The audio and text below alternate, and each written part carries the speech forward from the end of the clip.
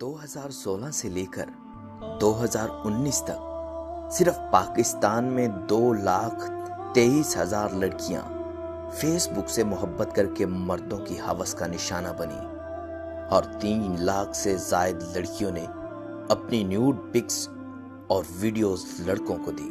3,000 लड़कियां ऐसी हैं जो मोहब्बत के नाम पे मिलने गईं और लड़कों ने अल्लाह की कसम, मामा की कसम, पापा की कसम खाकर ये कहकर के वीडियो डिलीट कर दूंगा, इस बात का ड्रामा करके पॉर्न वीडियोस बनाई और बाद में उनको उस वीडियो के जरिए ब्लैकमेल किया। 12 अपनी हवस पूरी की, पैसे लिए और दोस्तों की भी हवस पूरी करवाई।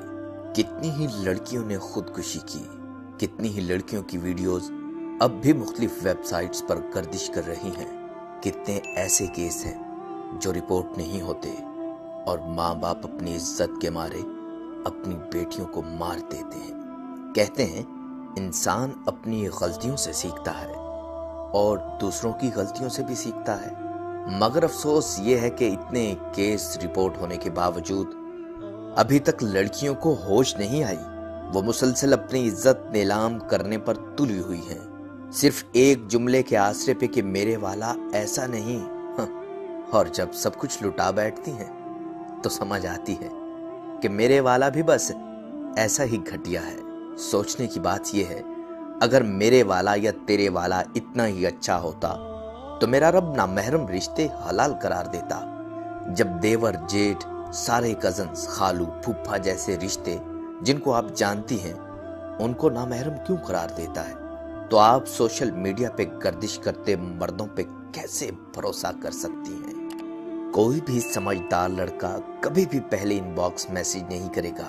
वो पहले आपकी पोस्ट पे बड़ी तहजीब के साथ कमेंट करेगा, रिप्लाई में जान पहचान बनाएगा, 4 दिन रिप्लाई में बात होगी, फिर इनबॉक्स तक चला जाएगा और बाद में जो होता है वो सबको पता है।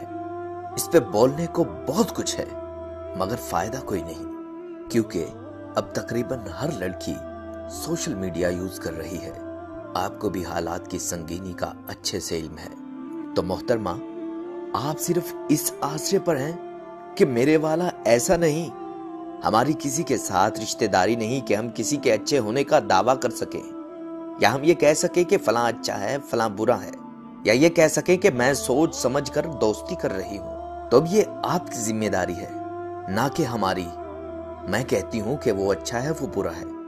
औरत को तो पर्दे का हुक्म इसीलिए दिया गया है कि इसमें जिनसी कशिश ज्यादा है, तो औरत अब अपने आप को ढांप के रखे। और अगर मर्द की नफसानी ख्वाहिश का अंदाजा इस बात से लगाया जा सकता है कि उसको 4 शादियों की बैक वक्त इजाजत है, मर्द के मुकाबले में औरत की जिम्मेदारी ज्यादा है कि वो अपने आप को बचा कर रखे। तो याद रखें, चाहे सोशल मीडिया हो या रियल लाइफ, आप सभी महफूज हैं जब तक आपके लहजे में किसी नामहरम के लिए कोई सॉफ्ट कॉर्नर नहीं, कोई लचक नहीं। सोशल मीडिया लाइफ का एक लाजमी हिस्सा है। आप पोस्ट भी करती हैं, रिप्लाई भी करती हैं। आपने खुद सोचना है कि आप क्या रिप्लाई दे रही हो, आप अपनी आदत क्या बना रही हो। एक पोस्ट पे आपके कितने फजूल रिप्लाई हैं। कोई काम की बात हो तो रिप्लाई ठीक, पर बेतुकी बातों पर भी 20-20 रिप्लाई। खुद सोचो मोहतरमा, हम किस बर्बादी की तरफ जा रहे हैं। याद रखना, आपकी इज्जत आपके हाथ में है, चाहे तो बचा लें, चाहे तो नीलाम कर दें। वरना मुझे आज भी वो वक्त याद है जब आज से 15 साल पहले इंटरनेट कैफे स्कैंडल के बाइस इकलौती बेटी की पंखे से लटकी लाश से बाप लिपट लिपट कर रो रहा था। मुझे उस वक्त भी रोना आया जब एक खबीस लड़के ने एक लड़की से नाराजगी पर उसकी बरहना वीडियो अपलोड कर दी और उस बेचारी को अपनी नब्ज काट कर दुनिया से जाना पड़ा। सुन रही हो, मुझे उस वक्त भी रोना आया जब एक लड़की एक लड़के के सामने बेलिबास रो रही थी, खुदारा मेरी वीडियो डिलीट कर दो, और वो कह रहा था मेरे दोस्तों को भी खुश करो। और जानती हो, उस रात वो लड़की कूद कर मर गई थी।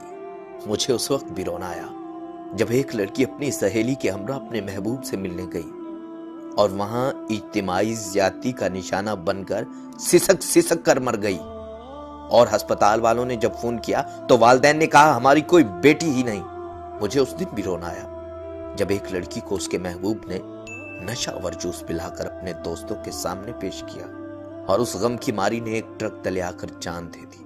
مجھے ان سب لڑکیوں کی حالت پر رونا آتا ہے جو گھر سے محبوب کو ملنے نکلتی ہیں اور آج کسی کعبہ خانے میں موت کی دعائیں مانگ رہی ہیں۔ اب یہ آپ پر منحصر ہے کہ آپ اپنے آپ کو بچاتی ہیں یا اس دلدل میں آپ نے خود کو پھنسانا ہے۔ یاد رکھیں، نامحرم کبھی مخلص نہیں ہوتا، اور جو مخلص ہوتا ہے وہ نامحرم نہیں رہنے دیتا، آپ کو محرمہ بنا کر اپنے گھر کی شہزادی بناتا ہے۔